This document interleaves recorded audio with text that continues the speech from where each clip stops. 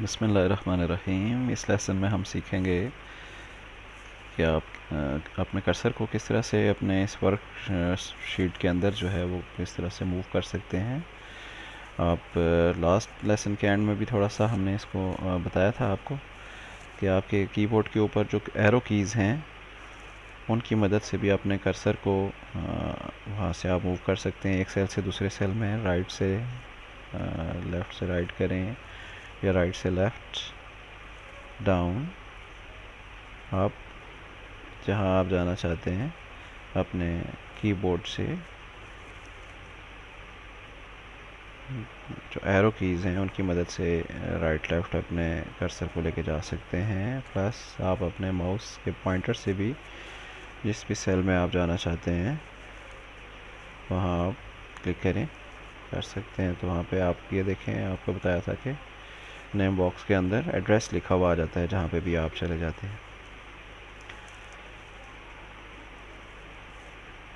यहाँ आप अगर आप डॉक्यूमेंट्स के इस विंडो के बॉटम में देखें तो यहाँ आपको ये शीट नंबर 1, शीट 2, शीट 3 लिखा हुआ नज़र आ रहा है।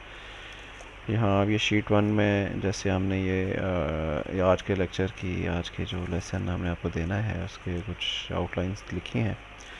तो इसी तरीके से आप अगर ये शीट 2 में कुछ मज़ीद और लिखना चाह रहे हैं तो वो शीट 2 में आप ऐड कर सकते हैं, शीट 3 में लिख सकते हैं। ये नीचे जो शीट्स हैं इनके ऊपर कर्सर ले जाके मैं माउस के लेफ़्ट बटन को प्रेस कर रहा हूँ तो आप जो है वो एक शीट से दूसरी शीट में जा सकते हैं बहुत आसानी के साथ। यहाँ से आप ये जो शीट है इस शीट का आप नेम भी कुछ चेंज कर सकते हैं। ठीक है, जैसे शीट 1 लिखा हुआ है तो आप यहाँ पे राइट क्लिक करें, राइट क्लिक करके यहाँ रीनेम लिखा हुआ है, रीनेम करके यहाँ पे आप फॉर एग्ज़ाम्पल मैं यहाँ पे लिख देता हूँ आउटलाइंस। ठीक है, यहाँ पे आप ये जो दूसरी शीट है इसका नाम हम ऑटोफिल लिख देते हैं कि हम अभी ऑटोफिल के बारे में पढ़ेंगे कि ये क्या ऑटोफिल कैसे हो जाता है। जैसे यहाँ पे आप फॉर एग्ज़ाम्पल आपने यहाँ पे 100 लिखा और आप ये चाहते हैं कि ये 100 जो है ये नीचे तक यानी यहाँ तक आपने ये 100 लिखना है। तो बजाय इसके कि आप यानी यहाँ पे 100 लिखें फिर 100 लिखें 100 लिखें, इस तरह से टाइम वेस्ट करें, आप जस्ट उसमें आपने करना क्या है कि आपने जस्ट फर्स्ट कॉलम में फर्स्ट सेल में आपने लिखना है अगर, और इसको आप क्लिक करेंगे और इसका जो ये सेल का बिल्कुल लोअर कॉर्नर है, राइट कॉर्नर, यहाँ पे आप अपने कर्सर को रखेंगे तो आपके कर्सर की पोजीशन देखें चेंज हो गई है। पहले आपका कर्सर इस तरह का है लेकिन जैसे ही आप कर्सर यहाँ पे रखते हैं तो ये कर्सर की पोजीशन चेंज हो जाती है।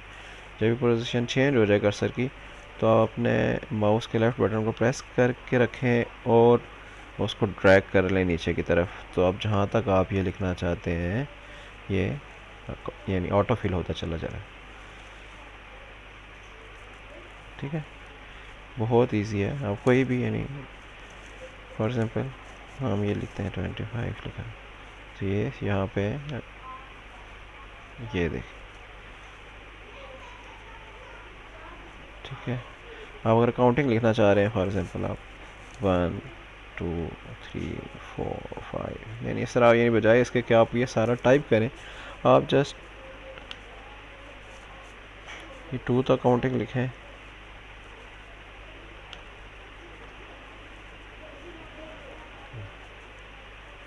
टू तक काउंटिंग करने के बाद इन दोनों को सिलेक्ट करें और ये लोअर कॉर्नर जो है यहाँ से इसको पकड़ें और जहाँ तक आप काउंटिंग लिखना चाहते हैं ये देखें विद इन सेकेंड्स आप ये जहाँ तक भी आप लिखना चाह रहे हैं नीचे ले जाएं तो ये सारी काउंटिंग आप ऑटोमेटिकली काउंटिंग लिखने का बहुत आसान तरीका आपको बता रहे हैं। आपने फॉर एग्जाम्पल 2 का टेबल लिखना है, यहाँ 2 लिखें, यहाँ 4 सॉरी यहाँ 4 लिखें। ठीक है, आप सेकंड वाले सेल में जाएं और माउस के लेफ़्ट बटन को प्रेस करके ऊपर की तरफ करके दोनों को एक साथ सेलेक्ट करें जब दोनों सेलेक्ट हो गए तो अब आप लोअर कॉर्नर से जब आपके कर्सर की पोजीशन चेंज हो जाए इस तरह की, तो यहाँ से पकड़ें और जहाँ तक आप आपने टेबल लिखना है, फॉर एग्जांपल 2 का 10 तक लिखना है आपने, 20 तक लिखना है, ठीक है। तो 20 तक आप ये टेबल आपने लिख दिया। इसी तरीके से अगर आप 3 का टेबल लिखना चाह रहे हैं, 3 और यहाँ पे 6 लिख दिया, ठीक है। तो इस दोनों को सेलेक्ट किया, तो ये देखें ये 3 का टेबल आ गया। इसी तरीके से अगर आप 4 का लिखना चाह रहे हैं, 5 का लिखना चाह रहे हैं, 4 इंटू 8 किया आपने, इसको सेकंड वाले में गए, फिर वहाँ से आपने कर्सर के साथ जो है वो, या आपने कीबोर्ड के साथ भी आपने सेलेक्ट किया इन दोनों सेल